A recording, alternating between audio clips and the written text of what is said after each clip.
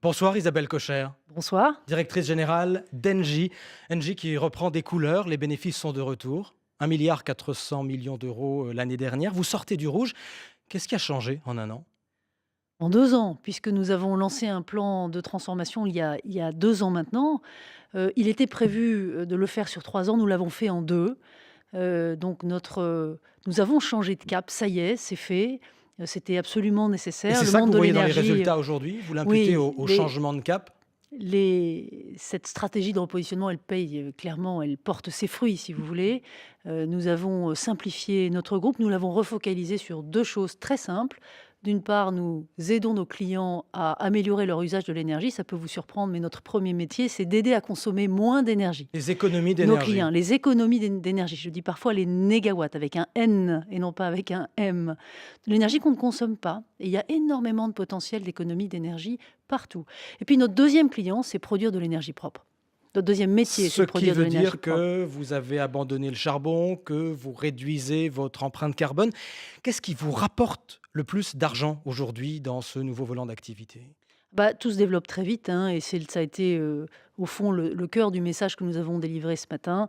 Les économies d'énergie, encore une fois, c'est un potentiel énorme. Vous savez que 100 000 de nos 150 000 collaborateurs, en fait, font ce métier tous les jours Métier de sur le service terrain. alors. Métier de service pour aider les consommateurs à consommer moins. Et pour consommer moins, je ne sais pas si nos éditeurs le savent, mais si vous changez votre chaudière, vous gagnez déjà 15, parfois 20% de consommation d'énergie. C'est tout à fait considérable. Donc ça, c'est notre premier métier, ça se développe très vite. Nous avons développé ce métier de presque 20 rien qu'en 2017, donc ça va très vite. Je crois que c'est ce qui frappe. Nous avons fait un pari audacieux il y a 2 ans, se lancer dans cette transformation. J'ai dit qu'elle serait, rapide, qu'elle serait forte, c'était nécessaire. Nous étions un groupe qui effectivement connaissait des difficultés, vous l'avez dit d'une certaine manière. Nous voilà repartis, à la hausse, avec un vrai bénéfice très significatif qui fait que nous avons d'ailleurs augmenté notre dividende. Est-ce que c'est du solide, Isabelle Kocher? C'est une question qui revient régulièrement quand on change de modèle, quand on abandonne un modèle ancien pour passer à un modèle nouveau, avec notamment beaucoup de renouvelables. Est-ce qu'on touche quelque chose d'aussi rentable? Oui, c'est solide parce que c'est ce que la société veut. Nous avons réaligné Engie avec ce que la société veut. C'est la meilleure garantie pour un groupe. L'énergie est un secteur fantastique qui est en train de se transformer radicalement. Eh bien, nous nous sommes mis au cœur, vraiment au centre du jeu, c'est-à-dire là où les investissements vont aller, là où la croissance va se produire, Mais ça, c'est là le futur, mais où la création pour d'emplois les va se faire bénéfices aussi. immédiats et pour la rentabilité immédiate, parce que c'est des investissements aussi tout ça.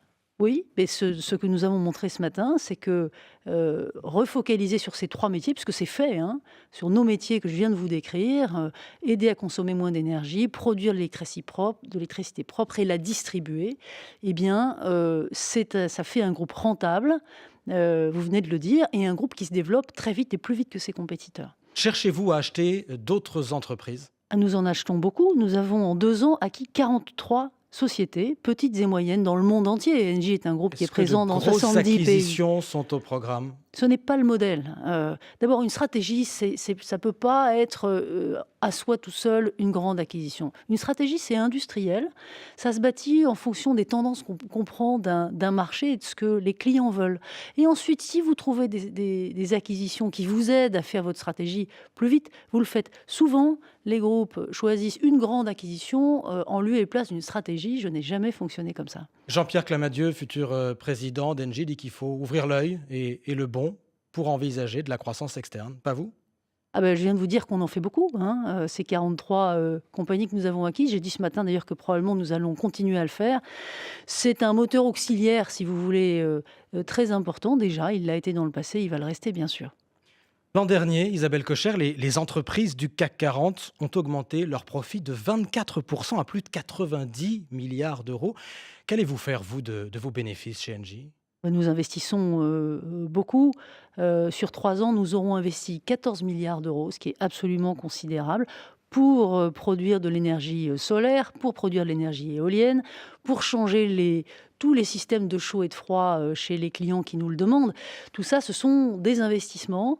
Nous allons évidemment, continuer et puis beaucoup d'investissements dans le digital. Nous préparons en même temps la nouvelle vague de technologie qui va arriver. Là, il y a beaucoup de choses qui se préparent au laboratoire qui sont très intéressantes, très impressionnantes. De nouvelles générations de production d'énergie solaire, par exemple, avec des petits films transparents qu'on commence à pouvoir mettre sur des bâtiments et qui vont produire l'électricité. Tout ça, c'est une nouvelle génération. Moi, je n'ai pas compté dessus pour alimenter notre croissance tout de suite. Notre croissance tout de suite, elle est faite avec des technologies qui existent, qui sont matures, qui marchent bien. Mais enfin, le futur, ça va être ça aussi. Et donc, nous sommes particulièrement actifs. Et puis, dans le digital, évidemment, bientôt, vous allez piloter votre consommation avec votre mobile, si ça n'est pas déjà le cas. Vos actionnaires vont profiter de ces bénéfices. Est-ce que vos 150 000 salariés vont en profiter eux aussi? Ah oui, bien sûr, nous créons de l'emploi. Nous sommes un groupe qui se développe, je vous l'ai dit. Le métier des services en particulier qui déjà, Mais les salariés actuels, quelles retombées verront-ils de ce retour à la croissance? beh, nos salariés actuels, ils ont une dynamique salariale, qui est très bonne chez Engie et ils sont plutôt, bien rémunérés par rapport au secteur, hein. Et puis ils ont des opportunités de progression, en permanence au sein du groupe. Comment expliquez-vous plus globalement cette envolée des profits des plus grandes entreprises françaises, plus 24% encore une fois en un an? Alors d'abord, je pense qu'il faut en être fier. Il ne faut pas avoir le succès honteux dans ce pays. Avoir de grands groupes industriels, c'est une vraie chance, c'est une vraie force. C'est comme ça qu'on innove, c'est comme ça qu'on fait la course dans le monde. Et là, vraiment, la France a une force qu'on ne mesure pas toujours. On dit souvent la France n'a pas assez d'entreprises, de petites ou moyennes, peut-être. Et il faut y travailler. Et les grands groupes ont leur rôle à jouer d'ailleurs. Mais les grands groupes aussi, ils apportent une dynamique et une capacité technologique qui est importante. Donc, il faut en être fier d'abord. Voilà. Mais beaucoup de Français vont voir le décalage entre leur feuille de paie et des augmentations beaucoup plus modestes, et puis cette croissance très forte des profits du CAC 40. Il ne faut pas opposer les 2.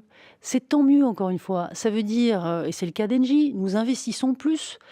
Moi, j'ai pu libérer 1,5 milliard d'investissements dans le digital et la technologie, alors même que je ne sais même pas combien ça va rapporter dans le futur, mais je sais qu'il faut le préparer. Eh bien ça, c'est parce que nous sommes profitables. Nous ne pouvons pas faire ça si nous ne sommes pas profitables. Donc c'est une bonne nouvelle. Je l'ai dit, Isabelle Cocher, vous êtes directrice générale d'Engie. Vous avez souhaité devenir présidente, devenir PDG finalement, comme beaucoup de dirigeants français. Finalement, vous aurez toujours tous ces prochains mois à côté de vous un président, puisque Jean-Pierre Clamadieu va succéder à Gérard Mestralet. Qui vous a empêché de devenir aussi président d'Engie? Alors, on m'a fait dire beaucoup de choses sur ce sujet. J'ai toujours dit que la gouvernance dissociée, même si elle n'est pas très habituelle en France, et je pense que c'est ça qui fait que vous me posez la question, un peu comme si c'était un Vous avez désaveu. souhaité devenir aussi président d'Engie. Reprenez ce que j'ai dit au fil du temps. J'ai à l'époque d'ailleurs milité pour que Gérard Mestralet soit président non exécutif, donc pour une gouvernance dissociée. Donc non. Ce qui est vrai, c'est que là, il n'est pas habitué là non plus.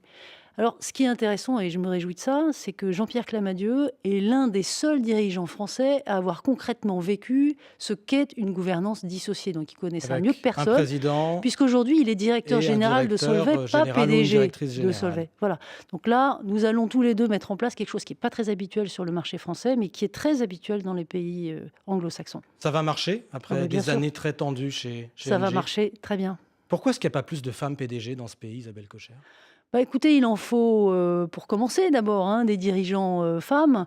Il faut que l'habitude se prenne. Je dis souvent que l'œil n'est pas habitué. Je crois que c'est vrai, ça vient. Et Ça vient puis lentement, le hein? CAC 40, on le présente comme une espèce d'Olympe un peu isolé du reste. Il y a tout le secteur industriel, il y a quand même beaucoup de femmes patrons dans ce pays et c'est normal. Bon, sur les très grands groupes, la France est un petit peu en retard. Moi, j'ai plus de collègues, patronnes, femmes, à l'étranger qu'en France pour l'instant. Isabelle Cocher, merci, la directrice générale d'Engie, invitée ce soir de l'Interview Écho, avec ses résultats, donc à nouveau dans le vert. Merci.